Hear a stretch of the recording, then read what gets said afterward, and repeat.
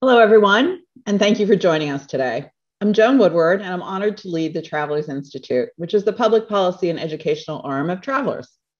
Welcome to Wednesdays with Woodward, a webinar series we created during the pandemic to stay in touch with you and to interview leading experts on really hot topics out there in the world today.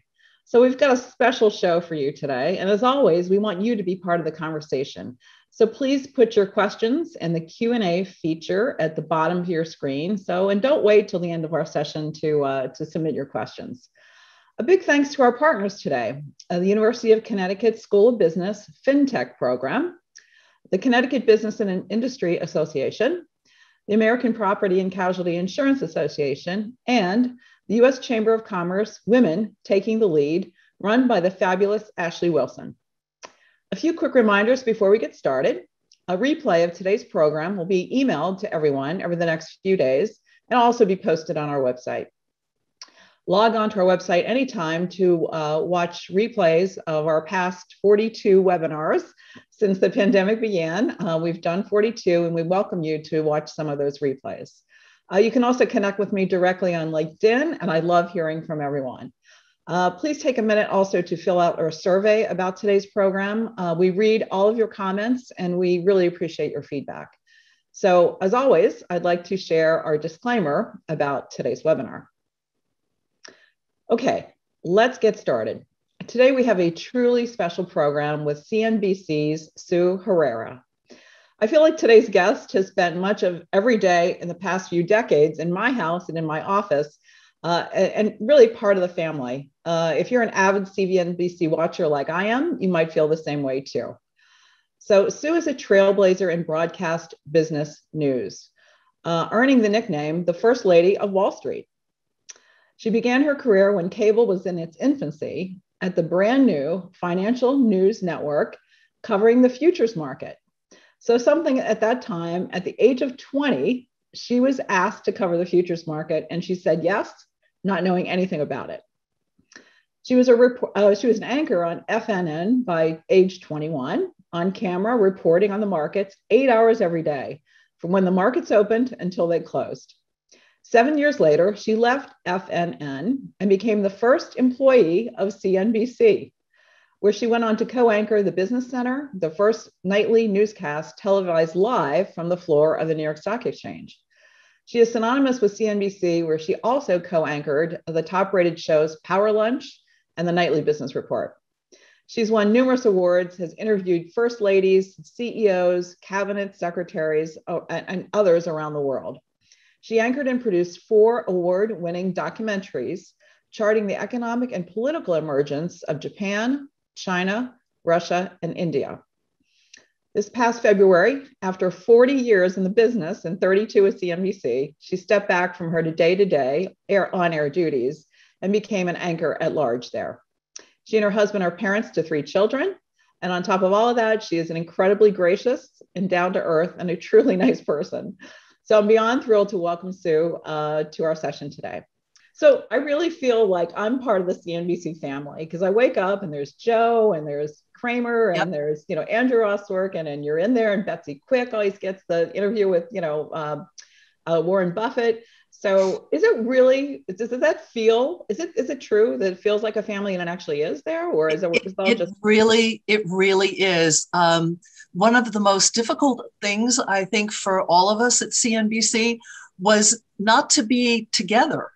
It's such a strange feeling for all of us. I mean, I've known Joe for so many years, and our kids are all the same age.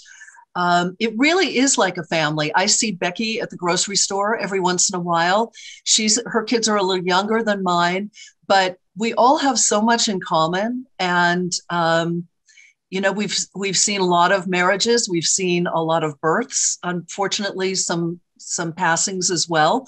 But it really is a family. And it was an incredibly hard decision to step back when I made that in February, March. But I felt like I needed to spend a little bit more time with my family.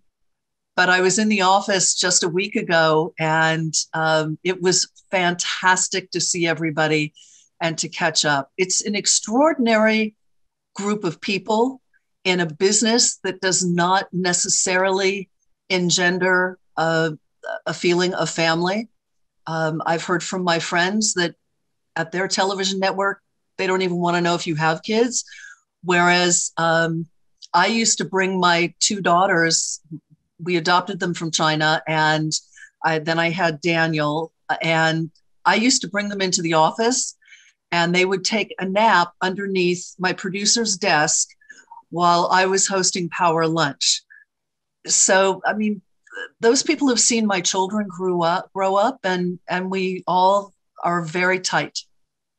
Well, we get that feeling on the other end of the screen. We get that feeling that you guys really do support each other. So thank you. Thank you for sharing that as we start off. We're going to get into some hard questions about financial reporting and all the places you've been in the world. But first, I want to share with our audience a wonderful tribute video that CNBC put together for you. It's fun synopsis of all the highlights of your amazing career. So I know you've seen this already, but my audience hasn't, and it's just fantastic. Let's roll that video. This is the new home of CNBC, now under construction. We're building more than just a studio. This is a broadcasting first, a network designed to help you cope with your life. Let's bring Sue.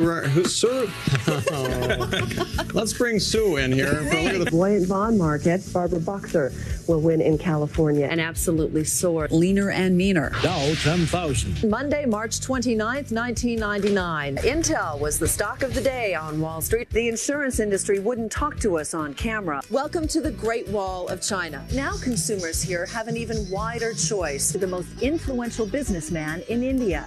Live from the New York Stock Exchange with Sue Herera and Ron Insana. Tech giant Hewlett-Packard reports its earnings. $2 2/3 million is going to go over well on the expense report, honey. That's Business Center. Thank you, my love. There you are. Okay. I love this. It's cotton candy. CNBC's Sue Herera. We introduce you to our extraordinary global headquarters, a building we're very proud of, run by people we love to work with. ABC.com. Sue Herera. How are you?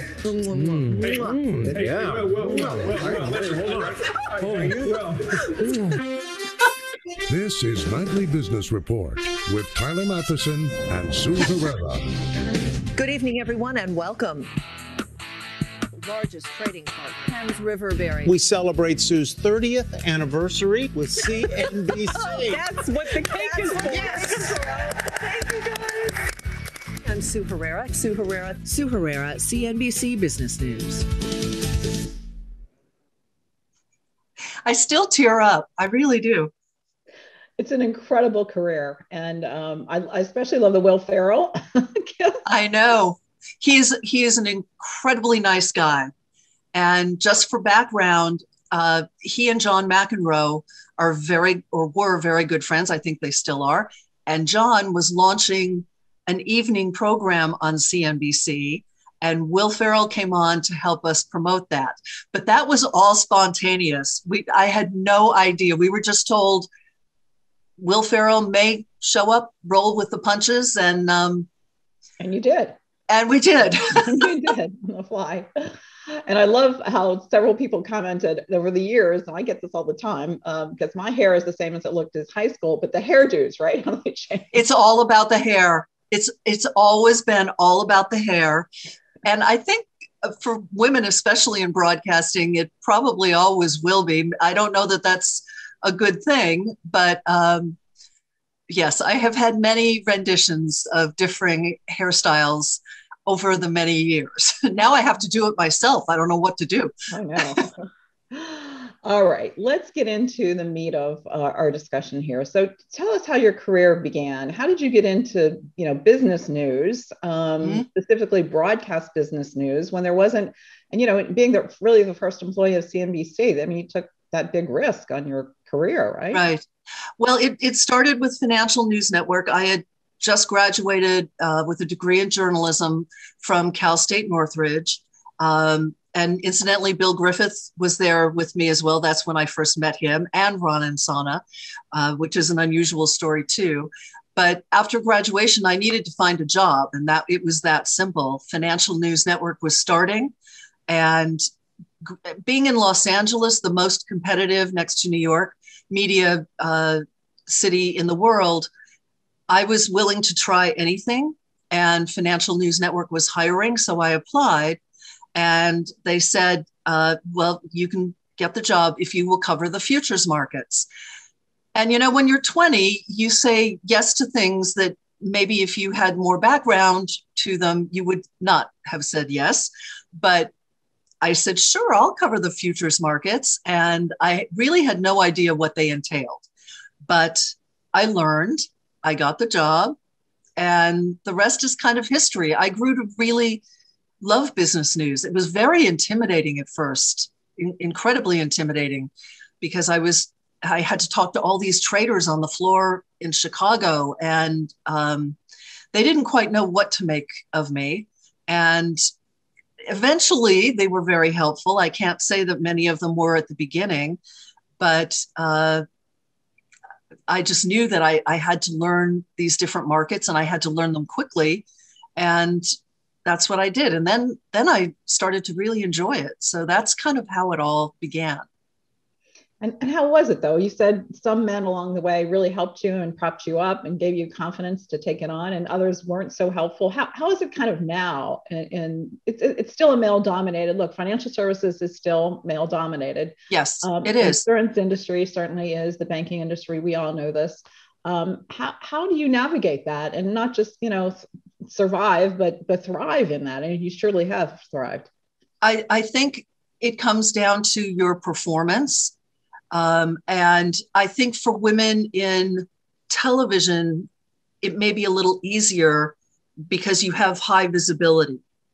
And when you're talking to people on the trading floor, whether it's the New York Stock Exchange or at the time, the Chicago Merc or the CBOT, Chicago Board of Trade, I had something that they wanted, which was television. And I think that helped me enormously in breaking through some of the barriers that other women who did not have the platform that I had, they encountered, I think, probably a lot more opposition. I used television to my advantage in that I would call the different guys on the floor to get the rundown of what was going on in a particular market. And if the guy was a good television presence, really knew his stuff, had a good reputation in the business, and could offer my audience something, we would put him on air. And that, I think, made all the difference in my ability to continue to learn the markets, because once it got around that Financial News Network was a good platform, then people were much more willing to talk versus, say, a print reporter where you might quote someone in a newspaper, but people like to be, in general, on television. And I think that was something that really helped me. And you had to perform. You had to be good at what you did. And it didn't do them any good to be on TV with someone who wasn't knowledgeable. So it kind of was a trade-off in that way. I had to perform and bring my audience what they needed to know in terms of information. And the trader or analyst would enjoy being on television, and they benefited as well. So it was kind of a give and take. It was hard at first, but eventually it worked. And you had to learn all that. I mean, you probably went home and did a lot of homework in looking into the markets and understanding them, because what journalism major graduated college understands financial markets. So you spent a lot of time understanding the content, right? I did. Seriously. I did. But that's where I think my path was a little different. There were some of my colleagues who went back to school and took certain courses in markets and economy and, business.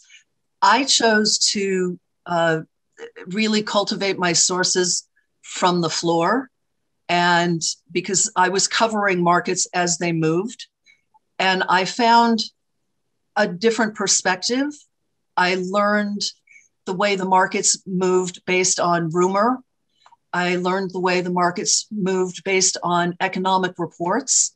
And in covering the bond market, a lot of times the market would perform in a way that was somewhat perverse. You would get a good economic report and the market would sell off. And you can take a class to understand the bond market, but it's, I think, much more intuitive if you learn from the people who are trading the particular instrument why it performed the way it did.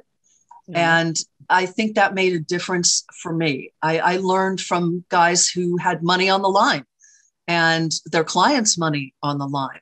And it gave me a really interesting perspective into how dynamic markets are and how forward-thinking markets are. And I still find that amazing. I just, markets are like living, breathing things, and they're reacting to all sorts of comments and news and headlines. And I found that incredibly exciting. I still do. That really is. That's really interesting. So how does CNBC decide what content to present? So markets are complicated, as you just said. There's probably a balance between making it understandable to the general public, because you have a lot of individual investors out there watching you every day, versus you don't want to turn off those market pros, the market professionals that also tune in. So how do you find the right balance? It's difficult, I think. And I think that's one reason why CNBC.com and CNBC Pro have done so well, because the general broadcast that you see, it's a delicate balance between what David Faber or Andrew Ross Sorkin is hearing from their insiders and then kind of translating that to the general public. So there is that balance that goes on every day.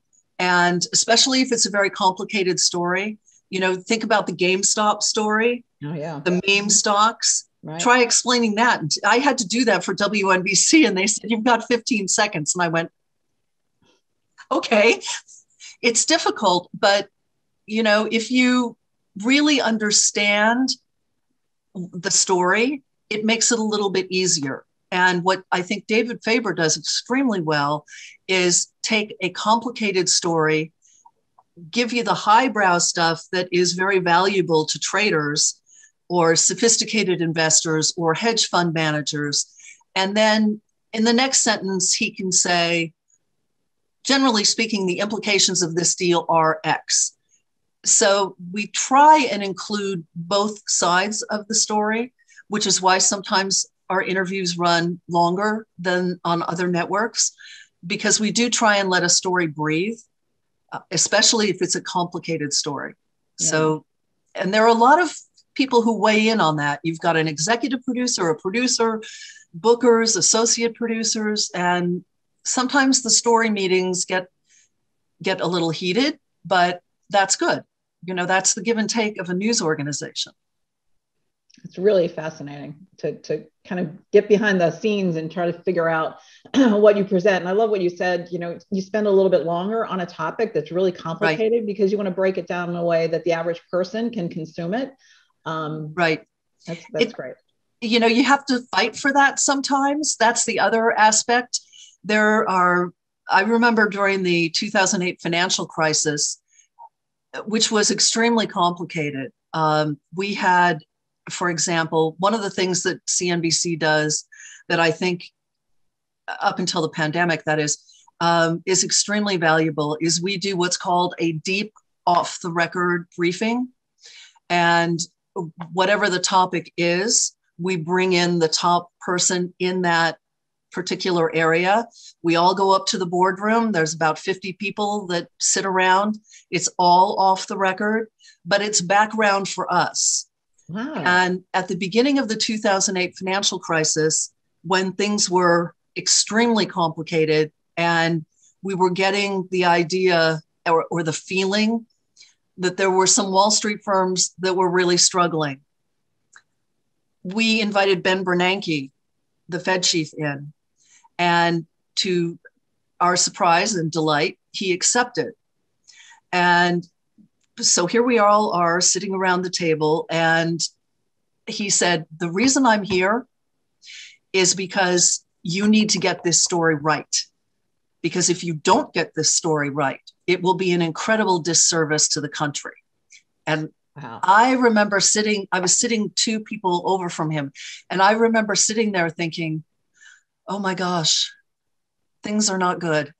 And it was incredibly helpful and enlightening. And he answered every single question that we had. It was supposed to go about an hour. We went at least 2 hours. And that really helped us, I think, outperform the other networks in terms of covering the fall of Bear Stearns, the rapid decline of some of the firms on Wall Street. And we were ready for that, but we would not have been if we had not had access to the people that really wanted to make sure we got that story right. I think that's incredibly thoughtful of the network to do that, to bring you all in a boardroom and have the experts come in off the record. That's incredibly useful. I mean, as you said, you don't need to go back and get an MBA because you're living and breathing it. And so right. Having those experts in, I think that's incredible. And of course, I didn't know that, that they did that. And I think that's, especially for items like cryptocurrency, right? And just explaining what that means to the average person, or like you said, the meme stocks. Well, it's helpful because they will, whoever that expert is,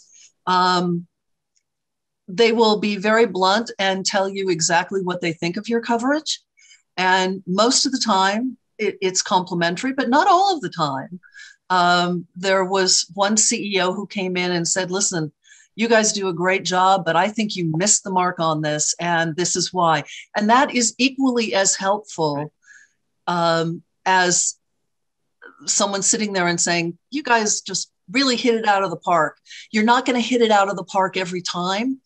You want to, and you strive to, but given the complexity and connectivity of all of these markets, when there is a market event in the United States or a market event in Europe, it doesn't just stay in the US and Europe, as you well know. And so it's important to really understand the global implications of whatever story you're covering. And I do think CNBC is exceptional in reaching out and trying to invite in as many high-level people as possible. Pandemic, unfortunately, has changed that, but hopefully we'll be able to get back to that. Good. I imagine the recession and financial crisis was really, again, difficult and sad. Tell us where you were on 9/11 and how you dealt with that personally and professionally. 9/11, it was a defining moment, obviously, in all of our lives, but having spent every day down on Wall Street, it was a very personal event for me. I lost a number of friends, unfortunately, on 9/11. I was not downtown that morning. I was supposed to be, but things changed. And so I was going into the office when the attacks happened. And so I covered 9/11 in the studio for, I think, the next 48 hours. And my partner at that time, my anchor partner at that time, Ron Insana, was downtown. And for quite a few hours, we couldn't contact him. And we didn't know if he was okay. They didn't see him down on the floor of the exchange where he was supposed to be. So that was very frightening. But my role that day, along with Bill Griffith, was basically to keep the network on the air. We changed our ticker, which runs along the bottom of the screen, to the latest emergency information so that people could see what was going on, what part of Manhattan was closed, which was obviously most of it, but there were parts of the upper part of Manhattan where a number of financial services companies are that was still open. No one knew what was going to happen next. And so I think we shifted gears and tried to become a source of emergency information instead of financial information. Mm-hmm. And so my job, along with Bill, was just to stay on the air until we were told we're not on the air anymore. And that was, I think, close to 48 hours. Wow. And it was, you kind of get numb. I also had the complication. My husband is a doctor. He was at that point in the last year of his residency, and he was based at Columbia up on the Upper West Side. And he had been on call, was home sleeping. I called him and I said, you know, this is what's going on. And he got paged and they asked him to come into the hospital to treat casualties. And he got across the bridge. He got into Columbia. Everybody was on standby and they didn't get any patients. And I said to him, wow, that's amazing. And he goes, no, it's horrible. It means there are no patients. And I had never thought of it like that. And I said, oh my God, that's just horrible. And so about 4 days later, we reconnected. He stayed at the hospital. I stayed at the studio. And that's what we did. I mean, a news organization is a living, breathing organization. And you have to switch up what you do. And that's what we did. But 9/11, I mean, when we finally went back downtown, Ron and I, it was horrible. You know, it was really horrible. We tried every which way to get into Manhattan because it was basically locked down. We tried the ferry, which we were based at that point in Fort Lee. So we took the ferry down to Weehawken and then went across the river. Halfway across, we were boarded by the Navy and searched. And then we had to, at one point, we had to lay down on the floor with our hands up on the ground and go past the World Financial Center. Then they stopped that run for a while. I mean, everything was changing every day. And so then we went down the West Side and we basically had to bribe people to give us rides into the stock exchange, but that's what we did. And we were there the night before the market reopened after 9/11, and we convened a group of CEOs and talked about what was going to happen the next day, because nobody knew what was going to happen the next day, as you well know. Wow. That was just an amazing story. So thank you for sharing it. Really just tragedy. It was. And just, you know, but rebuilding and rebuilding, you know, not just physically rebuilding Lower Manhattan, but the markets rebuilding and confidence in the US and, you know, global disruption, really, you know, similar to what we're in today with the pandemic, right? Just living exactly. Exactly. And I think once you go through something like a 9/11, it changes you obviously forever. But once you get through that and you get to the other side of that, there's, you know, you kind of take everything else in stride, I guess. I mean, the pandemic has been horrible. It's been awful.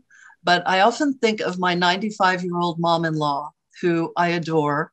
And when the pandemic first started, I called her and I said, you know, it's going to be okay. You know, just we'll order your groceries. We'll do whatever we need to do. And she kind of chuckled and she said, honey, I'm a child of the Depression. I, you know, was kind of the West Coast version of a Rosie the Riveter during World War II. She lived through the polio epidemic. She said, we'll get through this. We'll get through this. We'll be changed, but we'll get through this. And she's just the most resilient woman in the world and a source of strength to me when, you know, the pandemic hit. And as you know, New York was hit very hard, as many communities were. But I thought of her often, and I talked to her at least 2 or 3 times a week. And she is the optimism that she has the optimism that keeps us all going, certainly. Yeah. No, I hear you. My parents lived through the Great Depression, and they taught me to be frugal, right? And then that Yes. embedded that frugality in my life, which has served me quite well throughout. So let's go around the world, because CNBC plucked you off the anchor desk and they sent you out to Russia and China and India. Right. This is many decades ago, when those economies were just starting to bloom. So tell us about some of your experiences in Russia or China or India. Sure. Well, they were all very different, and all, especially India and China, pretty life-changing. We started with China. At that time, Bob Wright was the head of NBC and Jack Welch was the head of GE. And Jack loved CNBC. So he always had, his fingers in the CNBC pie. And he called me one day and he said, we're going to send you to China. And I said, yes. I mean, who wouldn't say yes? Right. Some people probably might not have wanted to go at that point in time, but I did. And I thought that it was going to be an amazing trip, and it was. And that is actually what led to our adopting our twin daughters from China, because I realized that there were a number of children that needed to be adopted, and I was having trouble having my own biological children. And it was amazing. First of all, it was amazing going as a woman and going as a tall, blonde woman, which in the countryside didn't go over well. We would attract a crowd wherever we went. It was 5 of us, and here's this tall, white, blonde woman, and the people in the villages and in the farms, and we're talking way out in the hinterland of China, had never seen a blonde woman, and they would come up and touch my hair. Oh, yes. And lift it like this. And I said to our fixer, that was our interpreter, that's the television word for that. I said, why are they doing that? And he said, well, they think you're a witch. And I said, what? And he said, they've never seen anybody tall like you and blonde hair. They've never seen that. So they're very suspicious. After they got the idea that I wasn't a witch, then everybody wanted to talk. It was so amazing, and the people were so lovely and very open, which I had not expected. And it gave me a very interesting perspective on the dynamic between government and support systems that were in place for people, and what life really was like at that point in time. And the contrast between Shanghai, which is an amazing city, and the countryside. I mean, you get outside of Shanghai at that point, it's different now, but at that point, if you got very far out of Shanghai, there was no electricity, no running water. The roads were not paved, they were dirt. And then you would go into Shanghai and people are walking around, the women are walking around in stilettos, and the nightclubs are open all night. And the amount of money that was being generated in Shanghai was stupendous. So China was my first documentary, and I found out that I enjoyed that format. I had not done that format before. The other country that was, I think, very moving to me was India, for a variety of reasons, some of them good and some of them kind of tragic. India was an economy and is an economy that is very dynamic, and it was front and center on the world stage at that point. And their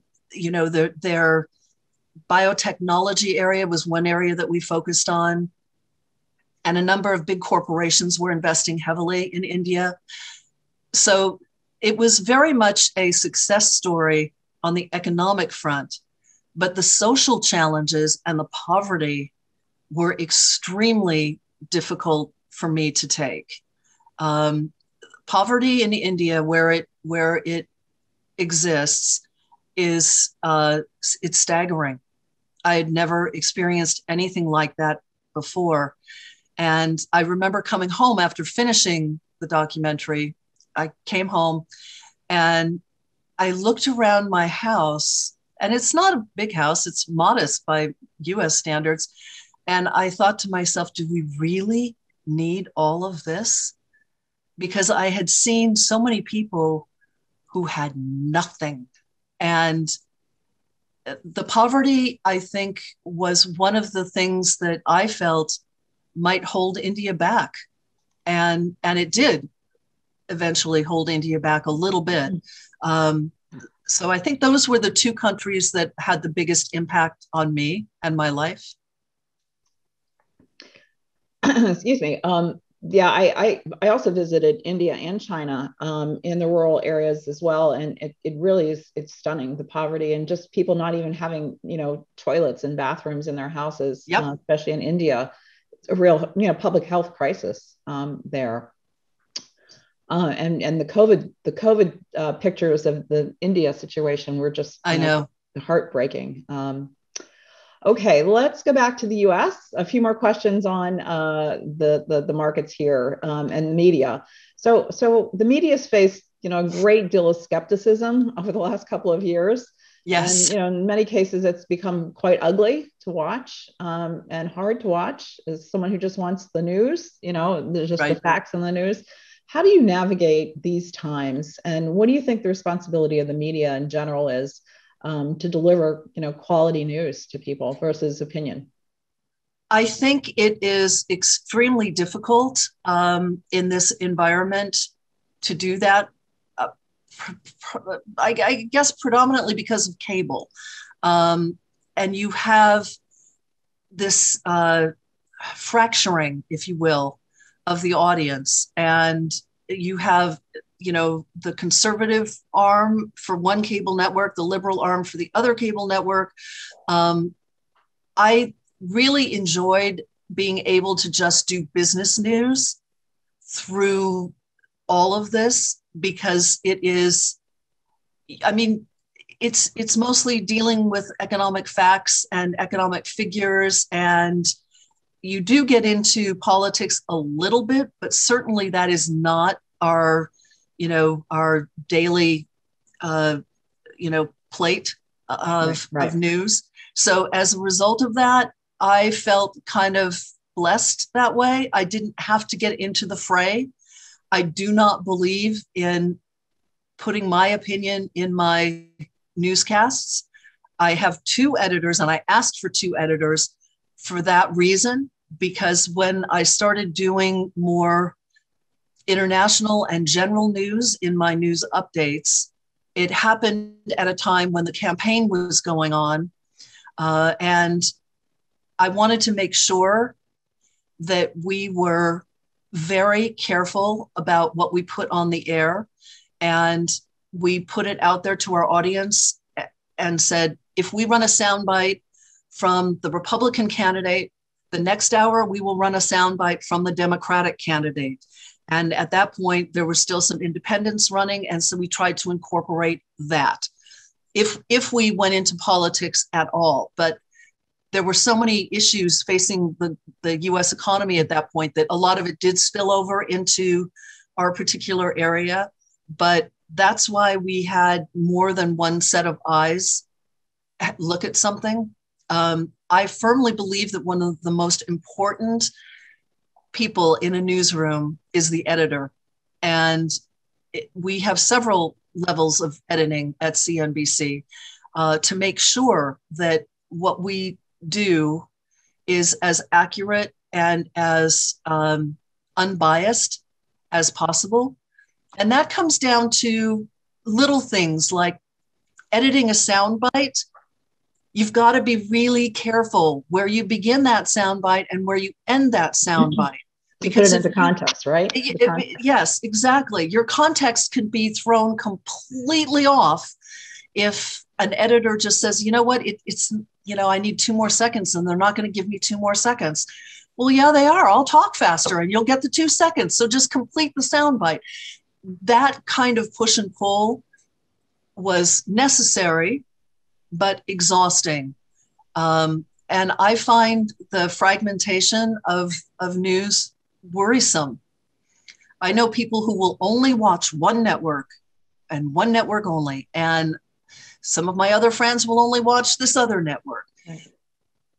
I make it a point to watch all three of the major cable networks. You know, I watch Fox, I watch CNN, I watch MSNBC, and I think it's important to see how different stories are presented in different ways. That is not a popular thing to do. I don't have many friends that do that, but you know, I have kids like you have kids, and they ask you questions, and their friends have opinions, and you know, you have to be able to answer their questions about why one newscast did it this way and one newscast did it that way, and they could be two totally different takes on a story. But if you don't know what the other station is doing, then you're in the dark, and I don't believe in doing that. That was really well said, and I think great advice for all of us out there to expand and explore other points of view and other news sources. So that's well said. All right, so we have tons of questions coming in from the audience, as you might expect.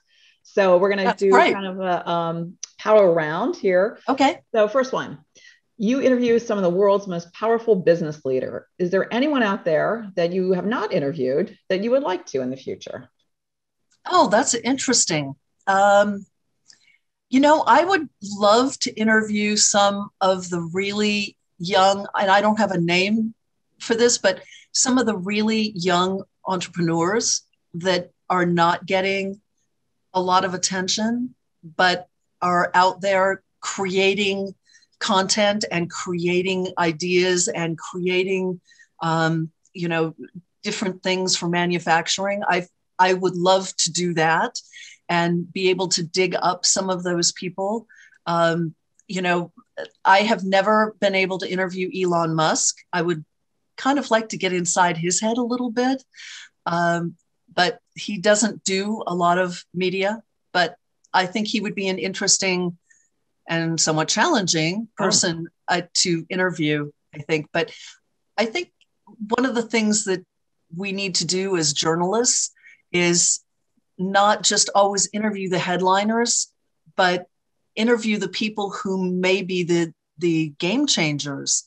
An example of that, early on in my career when I was doing Business Center, Steve Jobs.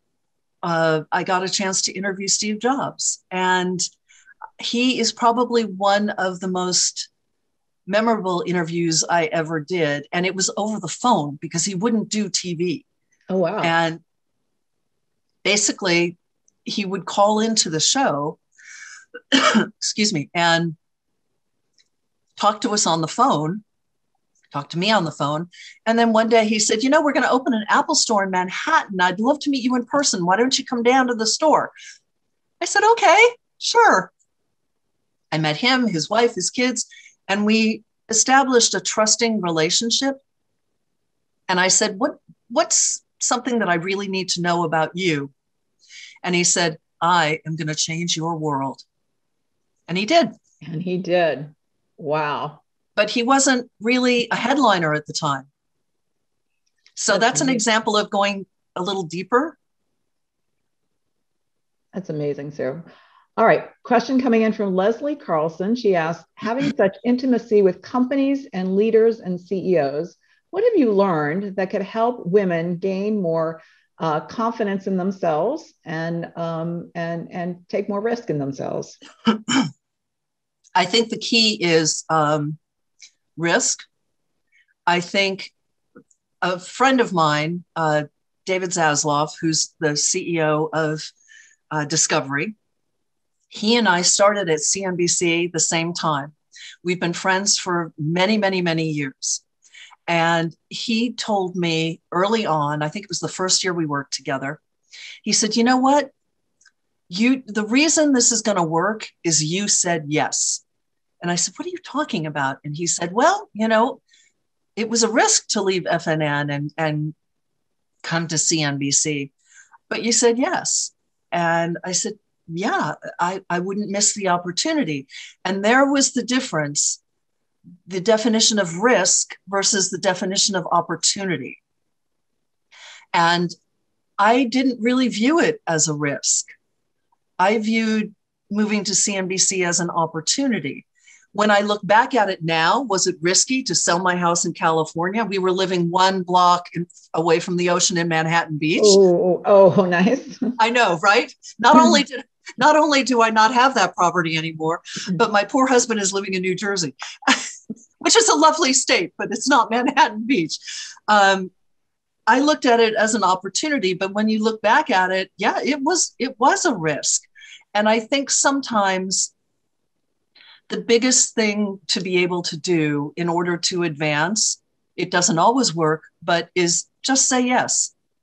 They asked me to go to China. I said yes. Other people that were given that opportunity didn't want to do it. And that's fine. But I do think that taking that risk, I think, is an important thing for women and for men, but especially for women advancing, I think, in the workforce. And it might not always work out, but you'll learn something from that if it doesn't work out. So I would say taking risk is really important. Think it through and weigh it, but don't just discard it because it's a little scary. I remember sitting in CNBC and there was no set. That's what you saw in the beginning of that tribute video. There was no set. There wasn't even drywall up, and we were 8 weeks from going on the air. And I remember calling my husband saying, don't sell the house quite yet because I don't know how this is going to work. So yeah, it was scary, but I took the risk and I viewed it as an opportunity. And I learned a lot from what worked at CNBC, what didn't work at CNBC. And that's what I try and tell my kids is if you think it's interesting, say yes. You never know where it's going to lead you. Completely agree. Completely agree, Sue. Okay, another question coming in. Can you provide us with some tips for women who have immense fear of public speaking, especially to groups of men, which I need to do frequently in my job, and I want to be more visible in my career? So how do you overcome that? At any stage in your life, yeah. Right? Not just young women. Absolutely. And I will tell you right now, I get incredibly nervous doing public speaking, and everybody says, well, why? You're in front of the camera. Yes, you're in front of a camera with the same people that you've known forever around you as your support system. When you're speaking in front of a large group of people, you don't have that support system. And you're looking at them and they're looking at you. And it can be, I've been there. It can be incredibly intimidating. I try and embrace it and realize, I think it comes down to realizing that you have something to offer and that you are enough and that you are good at what you do, because otherwise you wouldn't be there. And that helps me. I wouldn't say I'm the greatest public speaker, but I always speak from my heart. And I find if you speak from your heart and you try and really relate to the audience and use a little humor to kind of warm things up a little bit, that has helped me. One of the most terrifying things that I had to do was I was the commencement speaker at Marist College. And there were about 20,000 people, and it was all outside. And, you march in and you're wearing the robes. And I was so flattered to be asked. I was shaking. I was so nervous because here are all these families. And for many families, this is one of the most important days of their life. Your kid is graduating, and on the student side, they've finally completed college. They're graduating. This is like a really important day. And I kept thinking to myself, oh my gosh, if I screw this up, I am going to be spoiling the most important day for all of these families. And I was, for days, my hands were cold. I was really nervous. It turned out fine, but I went over that speech so many times. My husband finally said, you know what? You need to stop because it's going to get stale. And he said, just speak from your heart. You always do. Just speak from your heart. And remember, it's a really happy day for these people. So just bring a little sunshine into their day. And I tried to do that. But don't ever think that the person that's speaking to you isn't nervous, because I would lay odds that they probably are. But that was the one time when I was super nervous, because I just didn't want to let anybody down and spoil their day or have them say, I'm sure you were fantastic. So I'm going to go YouTube that and watch that speech, because I'm sure you're fantastic and you're just authentic. You're an authentic person and you're genuine. And, being the mom and being the high profile executive like you were, you are, imparting that wisdom and knowledge to the students on their day that they're launching the rest of their life. I mean, I'm sure it was very impactful, and probably a lot more impactful than some others. Senator Schumer interrupted in the middle of it. He ran up on the stage and he was like, I just talked to you last week. And I was like, yes, you did. I was like, what are you doing here? But he likes to do that. He likes to show up and, which was fine. It was very funny. And it was a big icebreaker. But all I could see from the side of was Senator Schumer. And in my head, I was going, is that Senator Schumer? And he came up to the stage. And it was a great day. But believe me, I was sweating that one. I'm sure it was fantastic. All right, another question. We're going to try to do more rapid fire. This is from my friend Matt Gunter, and Matt wants to know, as a financial journalist, how do you balance the stories with a lot of sizzle, like crypto or GameStop or NFTs, with the less sexy, but in many cases, much more significant parts of the economy? And he gives an example of such as insurance. Right, exactly. That is where your story ideas really, in the meetings, you have to push. And you're right, it is much sexier to talk about crypto or the meme stocks or whatever it is. But there's a certain part of your audience that's not interested in that. And you can't broadcast to the niche. You have to include the niche, but you can't just broadcast to the niche. And that's when you get into lively discussions with your executive producer, who sometimes would like to spend 3/4 of the hour doing crypto. And instead, you need to cover something that is more impactful and more meaningful to a larger scope of the audience. And you have to go into that meeting and make your case. Sometimes you win, sometimes you lose. But a lot of times, if you do lose, the audience will email in that we ignored this story, or we should have spent more time on this story instead of the sexy headline. And that's a good thing, that you have that relationship with your audience and you get that push and pull, because they will call you on the carpet, and they should, right? They're paying for your service, through their cable or whatever it is that they get you through. And you have a responsibility to give them as much information on as many topics as possible. And that's when standing up for your story idea becomes sometimes difficult, but it's just part of what you have to do. Great. Okay, another question. One of the issues I know personally you're pursuing now is getting more women on corporate boards. How has your time covering the business world, informed your feelings about that? And we know that the NASDAQ, NASDAQ has put out new guidelines as well to list on their exchange. So give us your thoughts on more women on boards. Well, basically, I feel strongly about that because when I was covering major corporations for many years, there were no women on the board. And just as there weren't many women in financial journalism.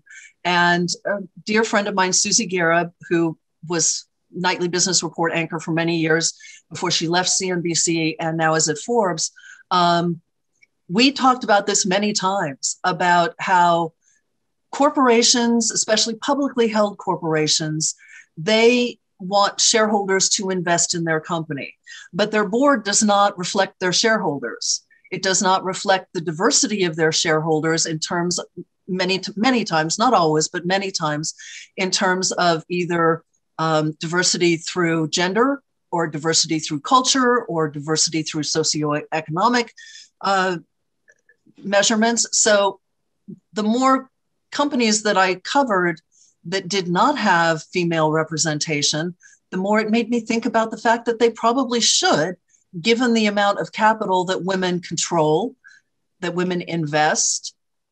The role of women in the economy is incredibly important, yet it is not represented on the corporate level in the boardroom. And I think that needs to change. Well, thank you for your efforts there. I'm one certainly that's following that issue. And I know. I'd like to join you in that effort. So I cannot tell you this hour just flew by. I cannot tell you what a pleasure it was to have you on. And thank you so much. Perspectives and your life story and inspiring all these young women. We have a lot of questions coming in from, I think, college students that have tuned in today to say, how could they be you? and what does it take to get to those levels? And I just heard you say risk taking, right? Confidence in yourself. Don't think that imposter syndrome was all in our back of our heads is, it's real, right? So absolutely. And just, reach for the stars and it will happen. And as a journalist, a lot of people these days don't like journalists and they don't necessarily think that it's a noble profession. I would push back on that and say it is probably more true journalism is probably more important today than at any other time in our history. And not just here, but look at what's going on around the globe. And if you don't have a free and informed press, it's a problem. So if you're interested in journalism, pursue journalism. The television side may or may not happen, but you have to have a love of journalism and the rest of it will fall into place. Great advice, Sue. Thank you so much. The pleasure was mine. This. Thank really. You. I don't know how we're going to top that this hour, but I do want to tell you about 3 upcoming webinars we have in December. December 1st, we have an encore cyber webinar with Jeff Klink at Travelers Again, top cyber breach coach Jennifer Coughlin. She's going to talk about what businesses can do to really go through that cyber protocols and hygiene on your own business. So practical, this is all practical steps you can do in your own business, on that webinar. And then December 8th, I'll be joined by the Goldman Sachs chief U.S. economist to discuss the Goldman Sachs economic forecast for 2022. Don't miss that. And then on December 15th, we're going to get the latest on the newly signed $1.2 trillion infrastructure law and what it means for business. We're going to have the American Trucking Association's CEO, Chris Spear, talk about the trucking industry, the supply chain issues we're facing now. And we're going to have the U.S. Chamber of Commerce, Ed Mortimer, and our own surety expert talk about the impact on insurance, and that's Bob Rainey. So again, join me in December for those 3 upcoming ones. I hope everyone has a fantastic Thanksgiving with your families. Please stay safe. And Sue Herera, loved our session today. Thank you so much. Me too. Thank you so much. I'm going to tune in for all of the upcoming ones. Thank you so much, Joan. Appreciate it. Have a good day, everyone. Bye. You too.